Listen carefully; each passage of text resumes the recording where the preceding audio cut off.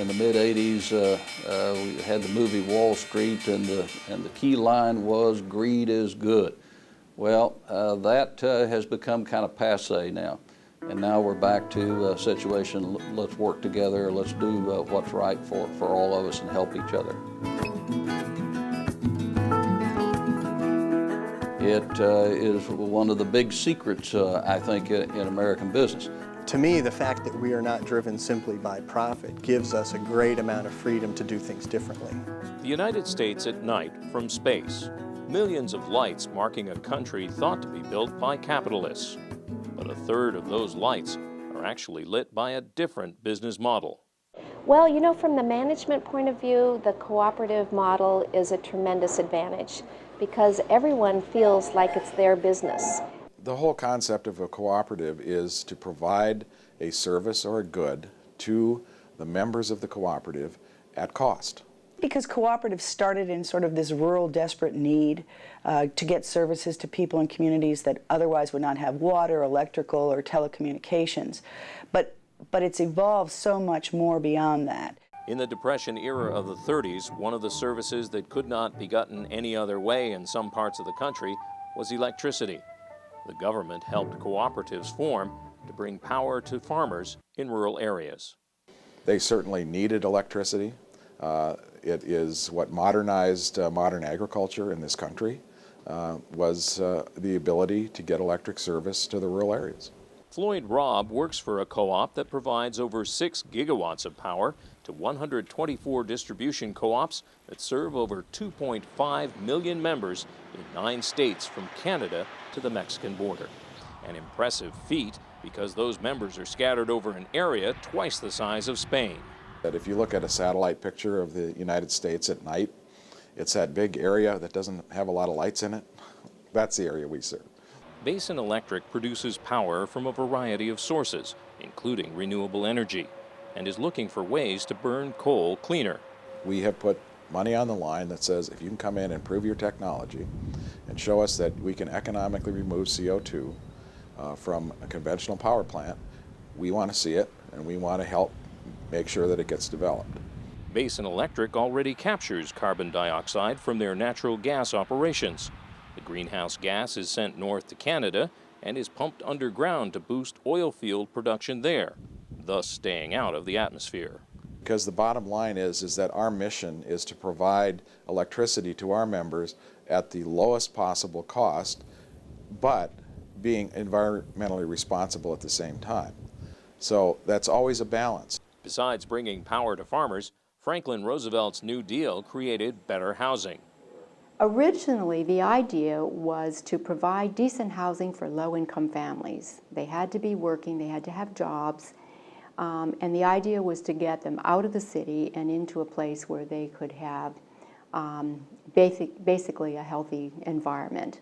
And so the government built this city. In a sense, this was a social experiment. People were picked. They had a mix of people of different socioeconomic income levels. And the idea was to build a community, and it still is today.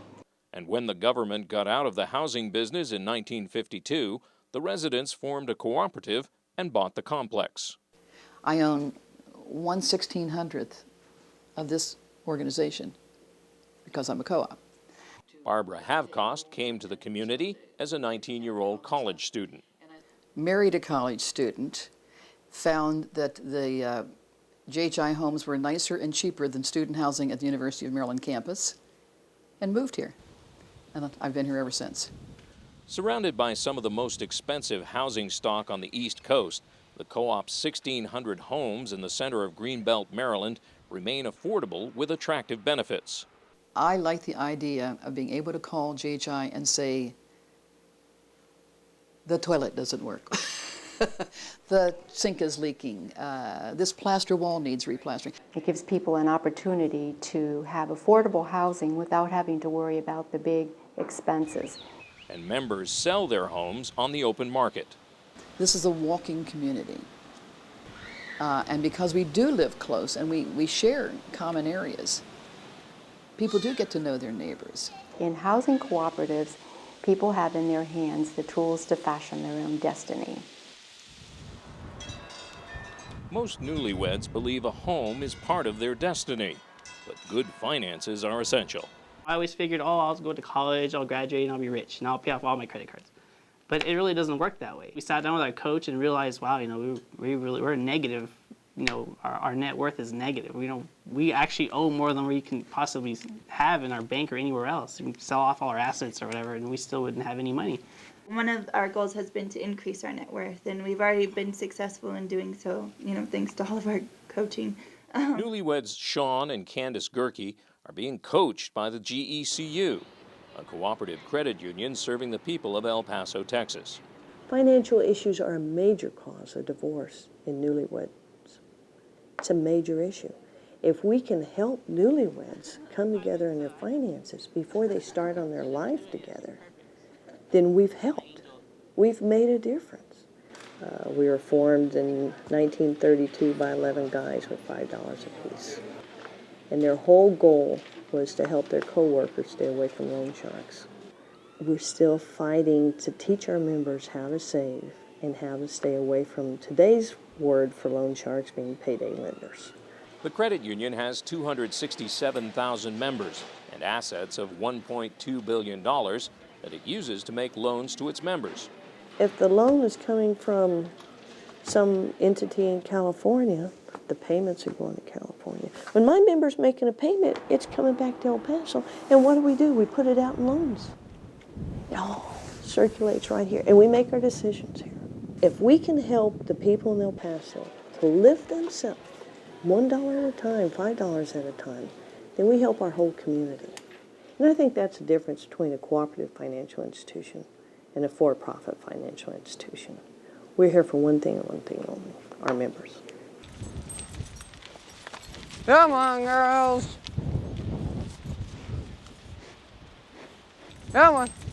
Cabot Creamery started in 1919, where farmers in Cabot, Vermont, unified with $5 per head and a quart of wood to start the creamery for some place to put their milk. They had no market for their milk, and by unifying, they could together make butter and get it to Boston. They actually used schooners to get product to New York. Great beginning. And it continues today. Cabot uses only about a third of their milk. In fact, we are the largest supplier to manufacturers throughout the Northeast for both fluid milk sold in jugs that you see in the grocery store, as well as some ice cream and yogurt companies. But the beauty is that by having the brass to own the brand, in fact, we own two brands, both Cabot and Macadam, and those brands are the hedge against the volatility of the milk market. It means that every extra penny we make selling Cabot cheddar or yogurt or cottage cheese or butter is some penny back in their pocket. They get paid for their milk, but then at the end of the year they get that 25th check on the profits shared to each of the farm families. Cabot's cooperative business model has helped keep family farms operating in the Northeast. Out here in the independent West, it's not as popular and as understood a business model as it would be in some of the other parts of the country where people just consider it commonplace. Nancy Casady is the general manager of the Ocean Beach Organic People's Food Co-op. It started 35 years ago in a garage, moved into a billiard parlor, and now is in an award-winning, environmentally friendly building. So yes, the sustainable design of the building included no chemicals in the paint and using floor coverings that are benign, siding the building so we take advantage of the sunlight and the breezes, as well as the solar cells upstairs, and recycling all the materials that we took out of the old building. And that was part of the mission that we have, to live in a way that does not make a net deficit for future generations. Our business is now doing about $10.5 million, and we have 8,000 families that own us. We employ 100 plus people. We offer paid vacations. You can make a great living here. So it is an economic alternative to the going it alone and, the single bottom line, the profit bottom line above all else. Just over 1,000 miles north of San Diego, the profit-only bottom line is not part of the diagnosis for one healthcare provider. Group Health is a not-for-profit cooperative that's been part of the Seattle healthcare scene for 60 years. We're not obsessed with profit. We're a nonprofit organization. And every penny that we make above our operating expenses goes directly back into the organization. And it's back to apply to our patients to make their healthcare experience the best it can be. For instance, investing money in a secure, web-based record system that lets their 574,000 members keep track of their care and get their prescriptions electronically 24/7. And Group Health has hired specialists to handle the paperwork, so the co-op's 877 doctors don't have to. She had to prescribe a certain drug, and it was a lot of paperwork. And in her old practice, it would have taken her all day to clear all the hurdles. Here it was one call, and it's put in motion all the players to get this done for her. So we maximized her time. And as a co-op, the members receiving care participate in how the place is run. And our job, as I see it, is to support the center and to come up with ideas that might be helpful to them, but also coming the other way, we get information from the manager. I believe that group health is better because we participate, we know what's going on, and we get the very best of medical care. And they either do it themselves or they provide it and see that it's done. Group Health promotes healthy living outside their 2 hospitals and 25 primary care centers by sponsoring biking events in the Seattle area. The Spin Cycle Bike Shop is a standalone retail business. It gets cooperative when it comes to some goods and services. North Carolina native Kevin Coggins opened Spin Cycle in 1992 after trying to buy a bike for his wife on their 2nd wedding anniversary. I went in almost every bicycle store in the area and said, I've got $1,000 in my pocket, I'm ready to buy a bike for my wife. And like, people ignored us. And we were going, it's got to be a better way. And Coggins found the better way to succeed as a small, independent Main Street business in a global economy was to join a purchasing cooperative called Ya Bike. Ya Bike does not buy inventory and warehouse inventory to sell. What they do is they work with suppliers and say, we've got 300 store locations that will buy your product if you'll sign on with us. And so distributors and manufacturers sign on directly with Ya Bike, and then they have a captive audience of 300 potential customers almost immediately. Ya Bike is a different co-op. Some co-ops, the members fully integrate the co-op into their business. Ya Bike, all the businesses continue to be completely independent and call on the co-op as needed. While the cooperative business model is only a small part of the Spin Cycle story, Equal Exchange's business is all about cooperatives. Part of what makes us unique is although we're a worker cooperative and we're owned and controlled by the workers, the mission that our members have set out is very broad and actually has to do with changing the way that the food system works. So we're purchasing our products from farmer cooperatives around the world. We're processing and packaging them here as a worker cooperative, and then we're selling them largely to consumer co-ops. So all along this chain, you've got people owning and controlling their own businesses through a cooperative means. In 1994, there were about 10 employees. Coffee roasting was contracted out, and sales were barely $700,000 a year. Now there are over 100 employee owners, and Equal Exchange sold $23 million worth of fair trade products last year. To us, what fair trade is all about is making sure that all the people in that chain are treated fairly, that have some control over their lives, that are able to make a living. Lo sentimos bien, porque es una empresa que los ha venido a sacar de adelante. The 8 co-ops profiled here represent just a few of the many cooperative business model variations that exist in the United States today. There are thousands of others that are hiding in plain sight and succeeding financially to the tune of hundreds of billions of dollars. We're a major force. There are over 40,000 cooperatives in this nation, and you got over 120 million members. That's a lot of people. You're talking about, one way or another, nearly a third of the United States, the population of the United States. a force to be reckoned with when we decide to come together. People losing pensions, people, lives being destroyed by inappropriate corporate behavior. You don't see that happening in the co-op system because that accountability is real. The people are at the top of the table of organization. And if they don't like the way something goes, they can elect a different board, and I've seen it happen here several times. All the money that the cooperative makes stays with the members. And business school tends to look at it almost on this profit and loss basis, and in fact, our triple bottom line, if you will, also has a social agenda, an ethical agenda. Cooperatives are the better business model. They should be the first thing studied in business school.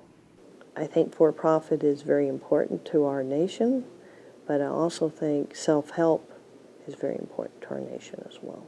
We have to have a good balance. When you see a tattooed kid these days, it's really an expression of internationalism more than anything else. And I have a great deal of hope in that phenomena, because I think out of that kids do see that we all are in it together and that working together we can do better. We have a lot of young people involved in this organization, and I think it's largely their energy which has helped us be as successful as we are. They take very seriously the cooperative principles, they take very seriously that this is a democracy, and they are here to make that work. And the thing that excited me about resigning from Congress actually to come to take this position is the fact that you be part of a movement. While money is important, and certainly the self-gratification that comes from money is very appealing to a lot of people, the real satisfaction is going to be working in something that you believe in, something that you enjoy, something that you can commit yourself to. And that's a movement. And the cooperative program is a movement, not just a business, but a movement. We are a global economy, and a global economy relates to people and their needs.